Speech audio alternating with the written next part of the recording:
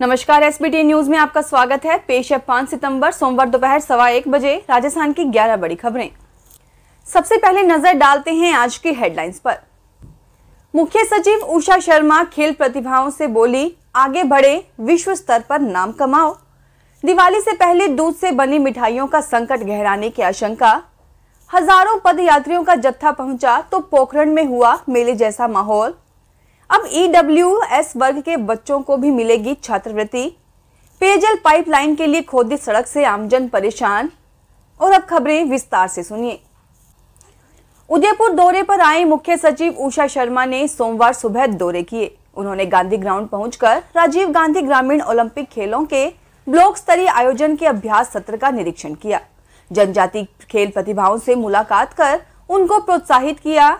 शर्मा ने hockey players और तीरंदाजों से मुलाकात कर चर्चा की। उदयपुर जिलों में खेलों को प्रोत्साहन देने के लिए किए जा रहे प्रयासों को लेकर संभागीय आयुक्त राजेंद्र भट्ट और जिला कलेक्टर ताराचंद मीणा के प्रयासों को सराहा। मुख्य सचिव ने खिलाड़ियों को आगे बढ़ने और विश्व स्तर पर नाम कमाने के लिए प्रेरित किया।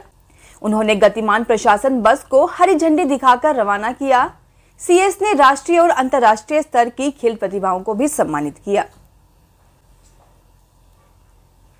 राजस्थान में दिवाली से पहले दूध और मिठाइयों का बड़ा संकट देखने को मिल सकता है। लंपी के कहर ने राजस्थान में दूध सप्लाई के सबसे पुराने सिस्टम को तोड़कर रख दिया है। हालात ये हैं कि गांवों में ही दूध नहीं बचा।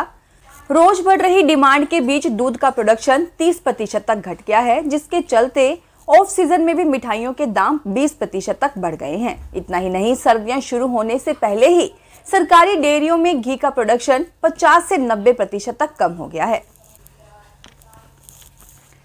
पोखरण शहर में बाबा रामदेव की समाधि के दर्शनों के लिए आने वाले श्रद्धालुओं की संख्या में गिरावट होने के साथ ही पोखरण में मेला लगभग समाप्त होने जैसा लग रहा था।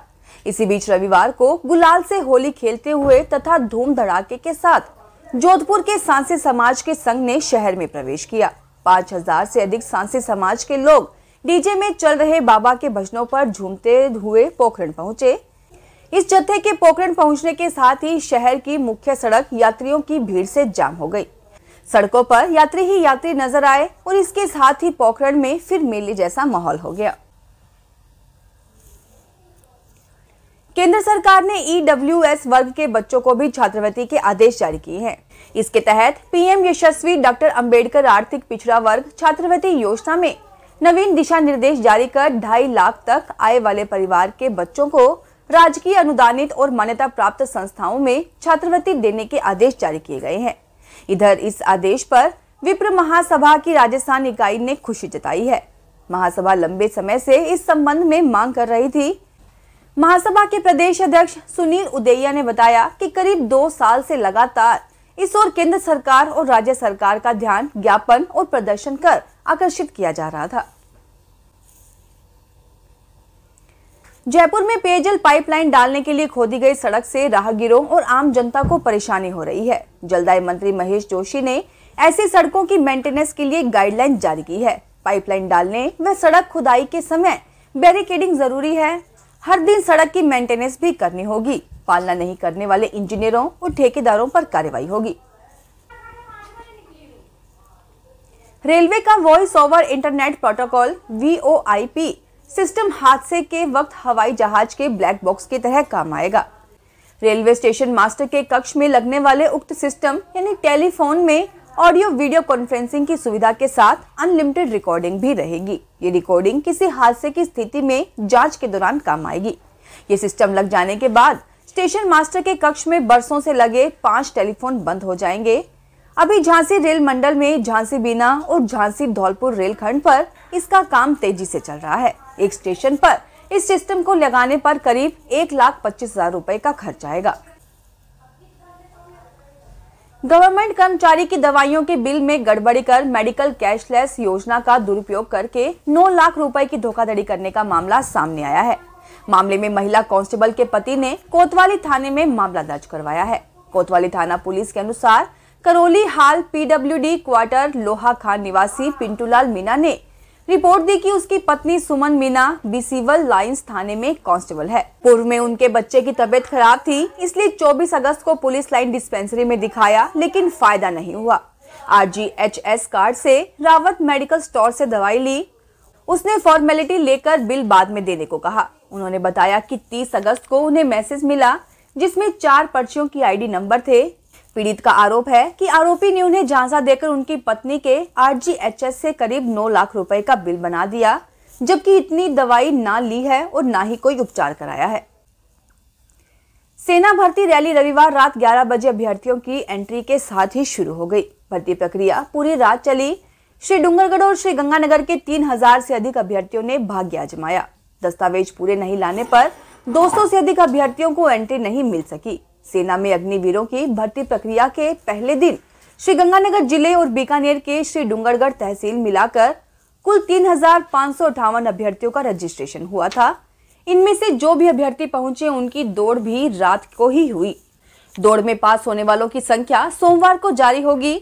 सुरक्षा के लिए ASP अमित कुमार के नेतृत्व में 400 पुलिस कर्मियों का जाप्ता लगाया गया है। अभ्यर्थियों की सुविधा के लिए मौके पर ही अस्थायी ई-मित्र केंद्र की व्यवस्था भी की गई है, लेकिन शपथ पत्र नोटेरी के बिना मान्य नहीं है। बीकानेर के स्वामी केशवानंद राजस्थान कृषि विश्वविद्यालय के स्टेडियम में 26 सितंबर तक चलने वाली इस भर्ती रैली में सोमवार को बीकानेर, हनुमानगढ़ और श्री गंगानगर के 4128 अभ्यर्थी भाग लेंगे। राजस्थान के एकमात्र हिल स्टेशन माउंट आबू आने वाले पर्यटकों को अगले महीने से नया रोमांच मिलेगा। पर्यटन को बढ़ावा देने के लिए यहां जीप सफारी शुरू होने जा रही है। अब जल्द पर्यटक जंगल में सफारी का आनंद उठाने के साथ प्रकृति कीवों को भी देख सकेंगे। इसके लिए वन विभाग ने वाहनों के पंजीकरण के लिए टेंडर प्रक्रिया शुरू कर दी है। सोमवार से आवेदन फॉर्म मिलेंगे। ट्रैवल टैंक से मिली नक्की झील तक 3.5 किलोमीटर की जीप सफारी की योजना है। माना जा रहा है कि अक्टूबर या नवंबर तक यह सफारी शुरू हो जाएगी। इसके बाद यह प्रदेश का चौथा वन क्षेत्र हो जाएगा जहां सफारी शुरू हो रही है। रेलवे बोर्ड ने हाल ही में जयपुर सहित देश भर के सभी मंडलों में गति शक्ति यूनिट बनाई गई है। ऐसे में यूनिट एक्टिव मोड में भी आ गई है। संबंधित जोनल रेलवे के GM और मंडलों ने कार्य विभाजन करना शुरू कर दिया है, जिसके तहत अब सभी छोटे projects construction, RVNL, RLDA, railway electrification, RE सहित अन्य PSU के लिए जाएंगे, जो अब यूनिट से ही करवाए जाएंगे।